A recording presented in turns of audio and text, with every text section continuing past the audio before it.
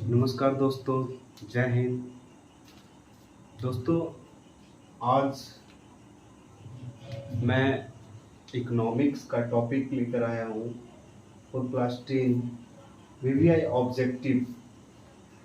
जितना भी class 10th के लिए जो मैट्रिक के एग्ज़ाम में जितना भी ऑब्जेक्टिव क्वेश्चन है इकोनॉमिक्स का, वो मैं आज लेकर आया हूँ और आज इसी पे आज क्या करेंगे, चर्चा करेंगे। तो आइए देखते हैं। दोस्तों, जो हमारे स्वयं क्लासेस को अभी तक सब्सक्राइब नहीं किए हैं तो सब्सक्राइब कर लीजिए। और बोर्ड व्यू के लिए फॉर बोर्ड एग्ज़ाम, तो बिहार बोर्ड एग्ज़ाम के लिए जितने भी ऑब्जेक्टिव क्वेश्चन हैं मैं अपने यूट्यूब चैनल पे डालता रहूँगा। आज मैं इकोनॉमिक्स का लेकर आया हूँ, अगले दिन मैं हिस्ट्री का लेकर आऊँगा, फिर पॉलिटी का लेकर आऊँगा, फिर साइंस का लेकर आऊँगा। इसी तरह से अलग अलग टॉपिक का मैं अलग अलग ऑब्जेक्टिव क्वेश्चन लेकर आता रहूँगा। और आप लोग देखिए, तैयारी कीजिए और बोर्ड में नंबर एकदम जाकर कवाड़ दीजिए पूरा बढ़िया से। तो चलिए देखते हैं।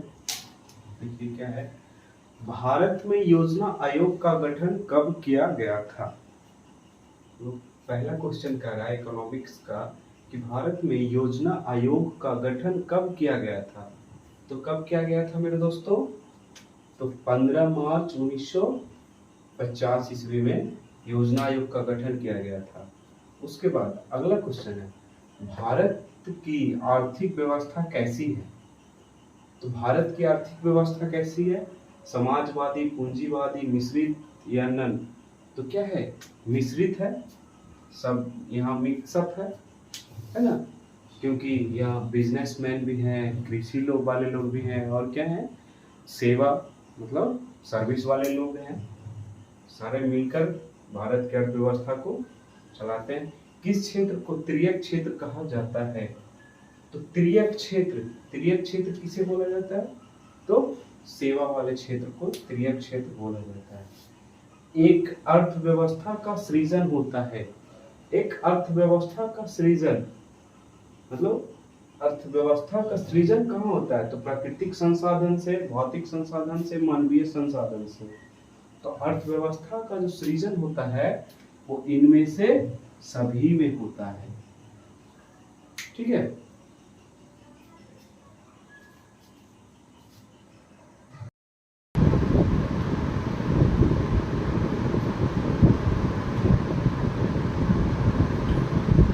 देखिए दोस्तों, अगला क्वेश्चन है अर्थव्यवस्था का। अगला क्वेश्चन है अर्थव्यवस्था के मुख्य प्रकार हैं। तो अर्थव्यवस्था के मुख्य कितने प्रकार हैं? तो 3 प्रकार होते हैं। ठीक है। कौन कौन? तो पहला क्या है? कृषि, दूसरा क्या है? सेवा, और तीसरा क्या है? औद्योगिक या व्यवसाय। इनमें से कौन से देशों में मिश्रित अर्थव्यवस्था है? तो इन सभी में से कौन से देशों में है? रूस, चीन, भारत, नन। तो इन सभी में से क्या है? भारत के पास क्या है? मिश्रित अर्थव्यवस्था है। एक समाजवादी अर्थव्यवस्था में सर्वाधिक बल दिया जाता है। एक समाजवादी अर्थव्यवस्था में सर्वाधिक बल दिया जाता है। किस पे बल दिया जाता है? आर्थिक स्वतंत्रता पर, उत्पादन कुशलता पर, लोक कल्याण पर या आर्थिक लाभ अर्जित करने पर। तो समाजवादी अर्थव्यवस्था में लोक कल्याण पर सबसे ज्यादा बल दिया जाता है। ठीक है। समाजवादी अर्थव्यवस्था में सबसे ज्यादा बल किस पे दिया जाता है? तो लोक कल्याण पर। निम्नलिखित में कौन मिश्रित अर्थव्यवस्था की विशेषता है? तो निम्नलिखित में कौन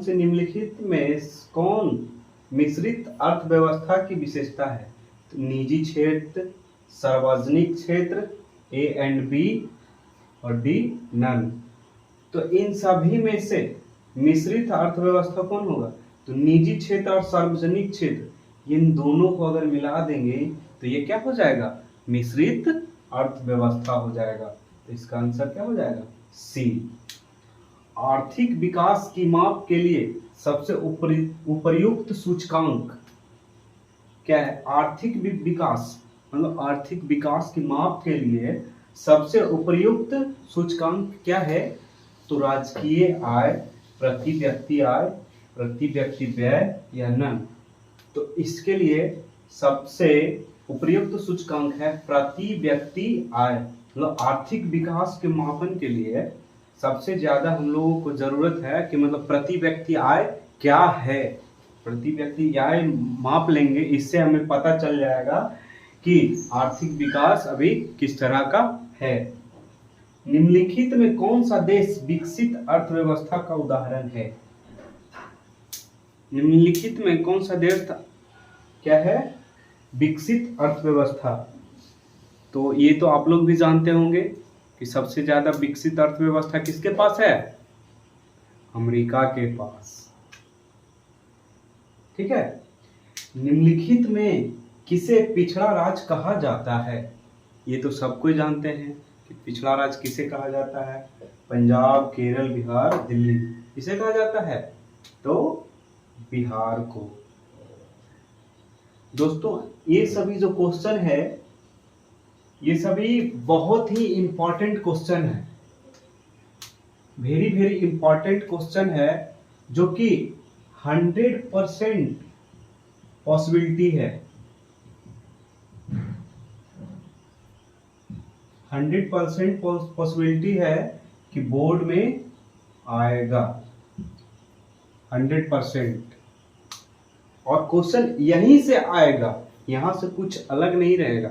अगर आप इन सभी क्वेश्चन को रट जाते हैं, इन सभी क्वेश्चन को आप अगर याद कर लेते हैं तो आप जरूर अच्छा स्कोर लाइएगा, एक अच्छा स्कोर कीजिएगा। तो आइए आगे देखते हैं इसके बाद क्या है।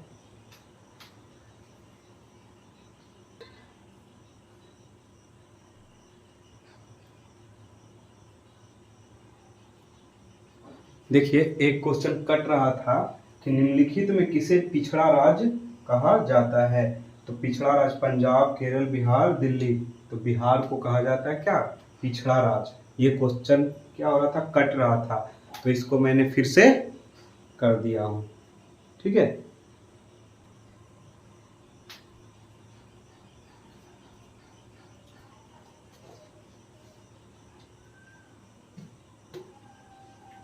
देखिए अगला क्वेश्चन है कि किस क्षेत्र को प्राथमिक क्षेत्र कहा जाता है? तो प्राथमिक क्षेत्र मतलब जो सबसे पहले, जिसमें मतलब कि सबसे प्रथम हो, तो कौन हो? औद्योगिक क्षेत्र। औद्योगिक क्षेत्र के लिए बहुत सारा मटेरियल, फिर उसके लिए व्यवस्था करना पड़ता है।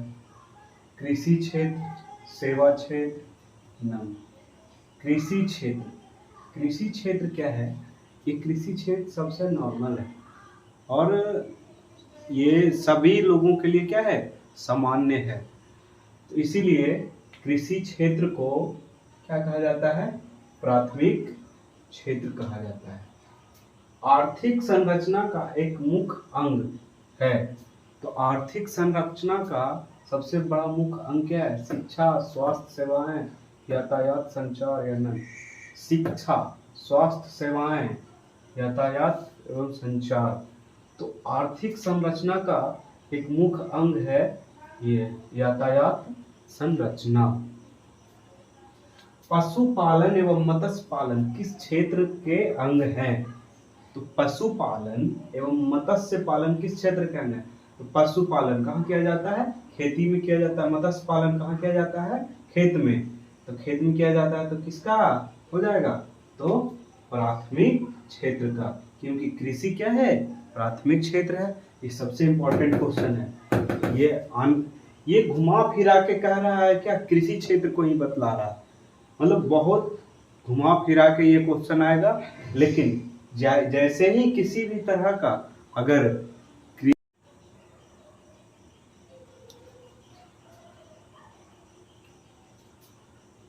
सॉरी दोस्तों, देखिए इसके बाद वीडियो क्या हो गया था, खुद ब खुद पॉज हो गया था।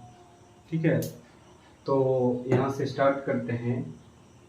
क्या कह रहा है कि पशुपालन एवं मत्स्य पालन किस क्षेत्र के अंग हैं। तो पशुपालन मतलब किसी भी तरह का पालन, किसी भी तरह का पालन करने के लिए हमें किस चीज का जरूरत पड़ेगा, भूमि का, खेती का। तो खेती, तो खेती क्या होता है, किस में आता है, कृषि। तो कृषि, कृषि क्या है, प्राथमिक क्षेत्र है। तो पशुपालन, मत्स्य पालन, किसी भी तरह का पालन अगर कह दे तो वो क्या हो जाएगा, प्राथमिक क्षेत्र होगा। ठीक है, ये क्वेश्चन बहुत ही इंपॉर्टेंट है, बहुत ज्यादा। ये घुमा फिराकर हर शिफ्ट में आएगा। 2 शिफ्ट में एग्जाम होगा ना आप लोग का, दोनों शिफ्ट में ये क्वेश्चन 100% आएगा।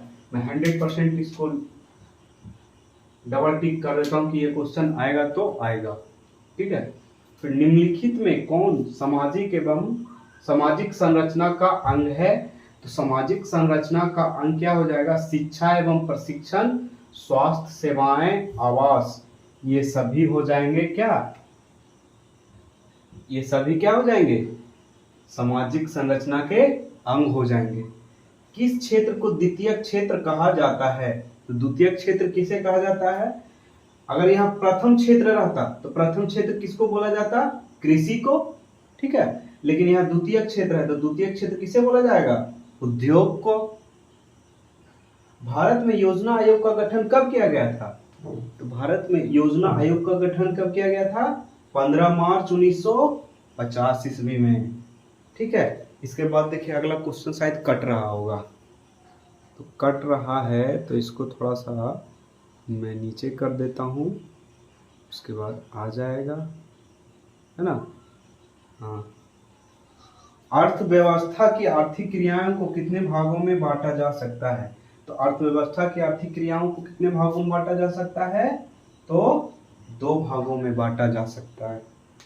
ठीक है, कभी कभी क्या होता है कि वीडियो खुद से पॉज हो जाता है और हम चलाते रह जाते हैं, इस कारण से थोड़ा सा दिक्कत हुआ था।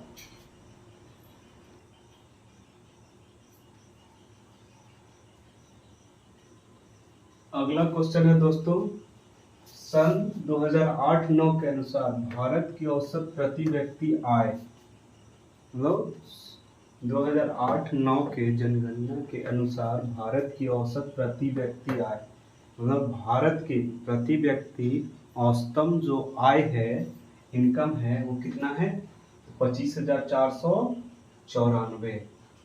ठीक है, फिर अगला क्वेश्चन है ये, भारत में पहली पंचवर्षीय योजना, योजना 2 बार लिखा गया है। ठीक है, पंचवर्षीय योजना की अवधि कौन सी थी, मतलब भारत में पहली पंचवर्षीय योजना जब बनी तो उसकी अवधि कब से कब तक चली थी, मतलब पहली पंचवर्षीय योजना कब से कब तक चली थी। तो कब से कब तक चली थी, 1950 से 1955, नहीं 1951 से 1956, हाँ 1951 से 1956 तक चली थी। राष्ट्रीय विकास परिषद का गठन कब किया गया था। तो राष्ट्रीय विकास परिषद का गठन कब किया गया था, 6 सितंबर 1952, नहीं 6 अप्रैल 1952, ये भी नहीं, 6 अगस्त 1952, मतलब अगस्त में हुआ था क्या, राष्ट्रीय विकास परिषद का गठन। ठीक है, मानव विकास सूचकांक के कितने सूचक हैं। तो मानव विकास सूचकांक के कितने सूचक हैं, तो मानव विकास सूचकांक के कितने हो जाएंगे, 3। संपूर्ण क्रांति का नारा किसने दिया था, बताइए। संपूर्ण क्रांति का नारा किसने दिया था, जिस नाम से एक ट्रेन भी अभी चल रही है, कौन सी ट्रेन, जिसको बोला जाता है संपर्क क्रांति या संपूर्ण क्रांति एक्सप्रेस, जो कहां से कहां चलती है, तो पटना से दिल्ली। संपर्क क्रांति एक्सप्रेस किनके नाम पे, संपूर्ण क्रांति का नारा किसने दिया था, कौन दिए थे, जयप्रकाश नारायण, शायद कट रहा होगा, ठीक है, देख लीजिए।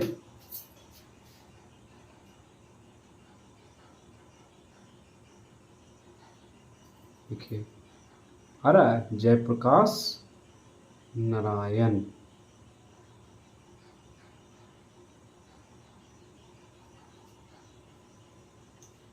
तेईस क्वेश्चन इस वीडियो में, यही 23, यही तक 23 क्वेश्चन, ठीक है। फिर इसके आगे नेक्स्ट वीडियो में। तो आप लोगों से रिक्वेस्ट है कि चैनल को शेयर कर दीजिए, सब्सक्राइब कर दीजिए। जो भी 10th बोर्ड एग्ज़ाम के लिए तैयारी कर रहे हैं बिहार बोर्ड के लिए, उन तक इस चैनल को पहुंचा दीजिए, इस वीडियो को पहुंचा दीजिए, ताकि उन्हें मदद मिल पाए। फ्री ऑफ कॉस्ट में अगर आपको दे रहा हूँ तो आप भी इसको अच्छे ढंग से ग्रहण कीजिए और समझिए, ठीक है। तो चलिए, best of luck, thank you. Subscribe कर दीजिए चैनल को।